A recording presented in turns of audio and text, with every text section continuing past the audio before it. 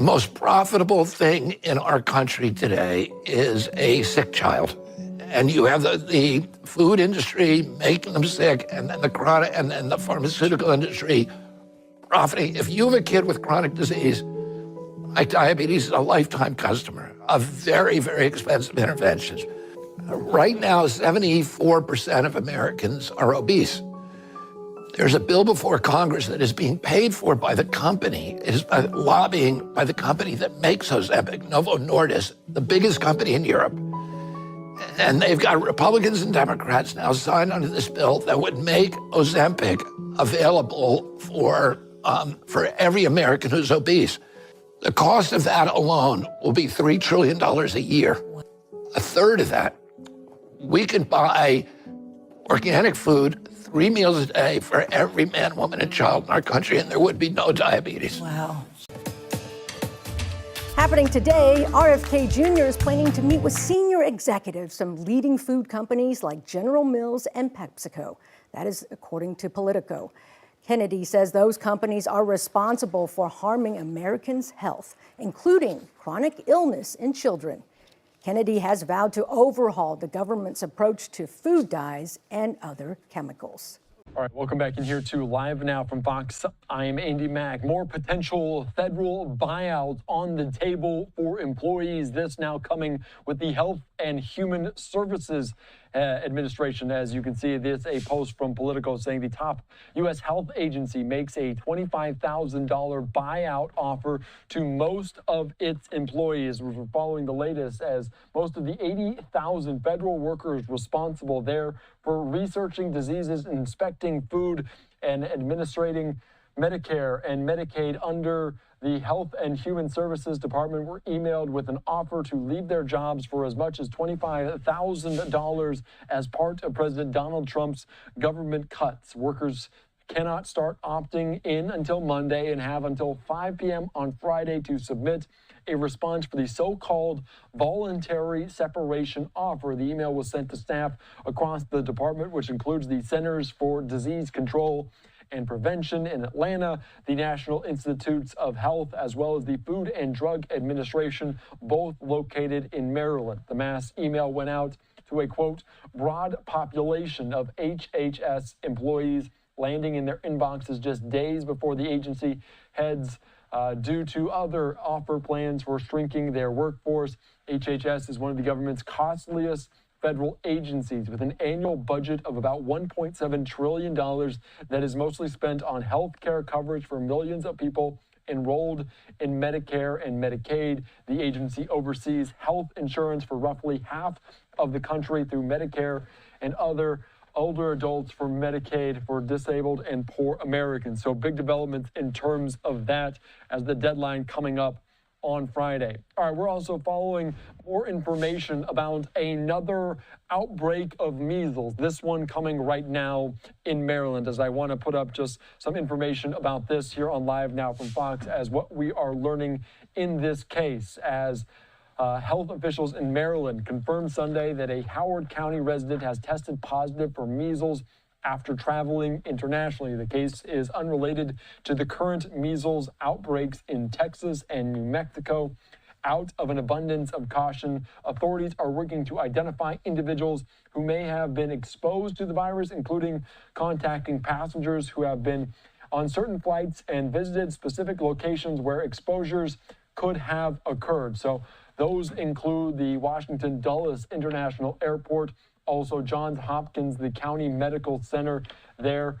Those 2 days on March the 5th for the airport and March the 7th on the medical center. And I also want to put up just this, a post from the Maryland Department of Health talking about this, the announcement of a measles case in a resident who recently traveled abroad. Like you mentioned, as we mentioned, the abundance of caution, health officials are working to identify people who might have been exposed. And that's notable because early symptoms of measles are a fever with more than 101 degree Fahrenheit, runny nose, cough, red and watery eyes. Usually 1 to 4 days after early symptoms, a red rash appears on the face and spreads to the rest of the body. The measles symptoms typically develop 10 to 14 days after exposure to the virus, but can develop as soon as 7 days and as long as 21 days after exposure. A person with measles is contagious beginning 4 days before the rash appears until 4 days after the rash begins. So some developments there about this, and they're talking about those. If you were at Washington Dulles International Airport Terminal A, they're asking people to be aware of this, talking about March the 5th between 4 and 9 p.m. They're asking anyone who visited the following locations, they may have been exposed. Also, Johns Hopkins Howard County Medical Center, the Pediatric Emergency Department on March the 7th between 3:30 and 7:30. So as we're following this very closely here on Live Now from Fox, those outbreaks now spanning New Mexico, Texas, and also in Maryland. I also want to put up just this, some statements from the HHS Secretary, Robert F. Kennedy III, of course, Robert F. Kennedy Jr., as he was talking about this in a op-ed for Fox News Digital, saying the measles outbreak is a, quote, call to action, talking about vaccines, saying vaccines not only protect individual children from measles, but also contribute to community immunity, protecting those who are unable to be vaccinated due to medical reasons. So certainly gaining the attention, as we saw in that first cabinet meeting, a question about that to RFK Jr. Now this in Fox News Digital, talking about vaccines are there to protect people, but also contribute to the community at large. We begin with Health and Human Services Secretary Robert F. Kennedy Jr.'s high-stakes meeting today with food industry companies. Senior leaders from General Mills, PepsiCo, and several other major food brands are expected to attend. And it could be a pivotal moment for RFK Jr.'s Make America Healthy Again movement, MAHA. He's accused big food companies of using unhealthy ingredients and causing a nationwide surge in chronic illnesses.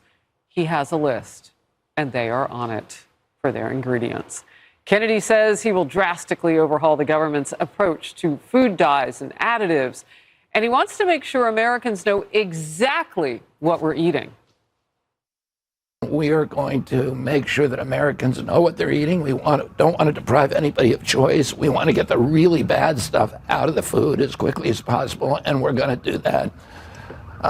But we also want to make sure people have choice so that they're informed about what they're eating, and that, that people are, and we have this chronic disease epidemic.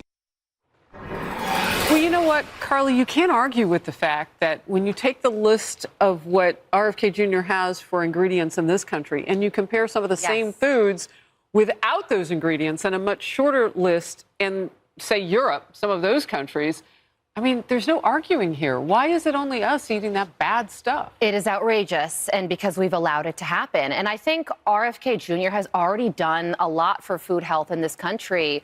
Red dye number 3 was banned in the final days of the Biden administration, and you can't tell me that would have happened had RFK Jr. not spoken out against it already. Like, okay, we're going to do this right now before the next administration can take credit for it, especially since we've known since the 90s that dye is linked to cancer. There's also other things, like Donald Trump. He talks a lot about common sense. And I think that this is a real extension of Donald Trump's common sense message. When you look at a food label and you buy something, say, for instance, last year in 2024, and it expires in 2027, I mean, something's not right there. And Harris, you're right. You have the same company making 2 different versions of fruit snacks. One in the United States, which is brightly colored with dyes because we allow it to happen. And then the European version is much healthier. So I think that there needs to be a real reexamination of food in this country. It's something that receives widespread bipartisan support. And I also think it's one of the reasons why Donald Trump gained so much with young voters who really support RFK Jr.'s message, especially social media influencers who talk about things like raw milk and really getting down to like being healthy once again. So, yeah, I think that a lot of people are all for this, and he's already made significant progress in this arena. I mean, potentially what you're saying on your example is that there's less fruit in our fruit snacks. Yeah. Right? And there's more garbage and chemicals, which is what needs to be banned. Get it out of here. So, you know what I find fascinating, and you being a former intel officer with our military, I'm sure you look for those finer details and things, those consistencies, maybe some things that people aren't being honest with us about. And when you look at the foods that we're consuming, I want to know, is there a direct line to things that are blooming, like diabetes in our country? which would make us less dependent on China since they make so many of those medications to cure all the stuff that we're dying from. That's a great point. I mean, no doubt China wants to control our food supply lines. I mean, we're already seeing this. A lot of the products that our farmers rely on, a lot of those kind of crop protection products like glyphosate and different products that they use, China wants to be the sole manufacturer of those. They want us to be food dependent on China as opposed to having food security here at home. And so it's absolutely a ploy that they've been trying, and it's been kind of a long-term strategy they've had on that end. One thing I hope that the RFK also look at is just the amount of Americans living in food deserts right now where they don't have access to high-quality ingredients. That's right. You know, so when I was on the campaign trail in Southwest Georgia, so many of the voters were saying that they had to travel sometimes 45 minutes up to an hour, you know, living in some of these rural areas to get to places where they can actually get high-quality produce. Otherwise, they're buying food at Dollar General or Piggly Wiggly, and they don't have access to the type of foods that many of us do. Well, you know what's interesting about that? And Piggly Wiggly, I'm a fan because I grew up in the South. But I get your point just in terms of fewer options. What's interesting about that, and Carly was hinting at this too, this almost feels like chapter 2 of what President Trump wanted to do in his first term with opportunity zones specifically, making sure that you weren't a food or pharmacy desert and looking at that issue to make everybody's lives better. You're exactly right. I mean, and it's so smart that you tie this into that, Jeremy, into food deserts, because if you think about the MAHA mission, Making America Healthy Again, this is protective of the whole. It is looking at what we legalize in this country and say this is acceptable to consume in your body. You know, Carly mentioned red dye 3. 35 years ago, it was banned in cosmetic products. So why did we ingest it for 35 years? It's apparently made from a petroleum base. Like, common sense says, oh my goodness, what are we eating? And look, this was not on my radar. I'm a mom. I'm not someone who looked at the back of the ingredient box. I grew up on, you know, frozen pizza and like boxed mac and cheese, and I still love those things and I still eat those things. But it just wasn't in my family to like look at the back. We ate healthy, but you know, we assumed what was approved by our government was indeed healthy for our bodies.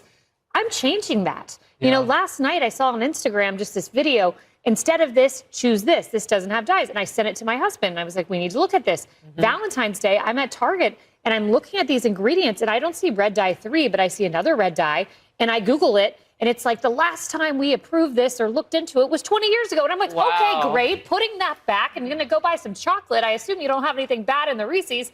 So my point is, RFK has made me cognizant of this. And it is protective of the whole of the country, from those in food deserts to those who are not, to look at this closely and with a scalpel. Yeah, you know what's interesting too, Emily? We are that generation now that's reading labels. And I look at how many cavities I had as a kid and how, my children in their teen years now, 18, they don't have any cavities because I'm doing what you're talking about, Kayla. I'm reading those labels and better understanding and less of this and more of this for vegetables and fruits.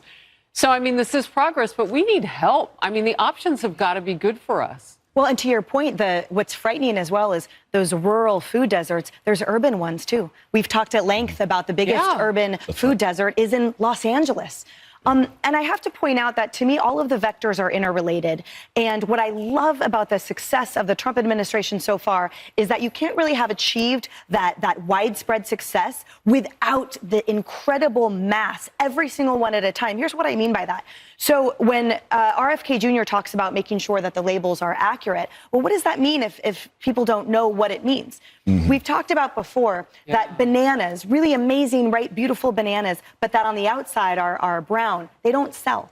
So somehow there's a marketing component here where Americans have to get the reddest of red and the yellowest of yellow bananas, not realizing that what has created that false color is actually bad for you. And then you add in the FDA, where I think Americans take labels as infallible and, oh, that's what the FDA says. Guys, keep in mind that there's a systemic and institutional rot behind the FDA, too. And that's why, for example, in Seattle, when they have multiple soup kitchens with nutritious, healthy soup, they're prevented from even passing it out to the homeless because it doesn't meet regulations. So at the end of the day, I think the institution that we have created in this country, between the FDA, those companies, the marketing, the culture around it, all of that has worked together to create, I think, preventing of us not knowing what healthy is and not having access to that? Why is it so hard for us to find healthy, real food from local farmers? Why is that more expensive, right? Yeah. All of these things are intertwined. So again, with the new cabinet in play here and with RFK Jr. and his support, I think that whole dismantling will be finally achievable. Yeah, you know, I'm always volunteering to be the next farm czar. Yes, you are. Yeah. Because what you're talking about, because we want things that are bright and shiny, we think, okay, that means they're going to stay fresher longer. Well, the only way they do is if you put something on them or in them to make them do that. And we also tend to buy en masse. Right. Right? Bananas ripen faster around bananas. Like the bigger the group, from what I've read. All right.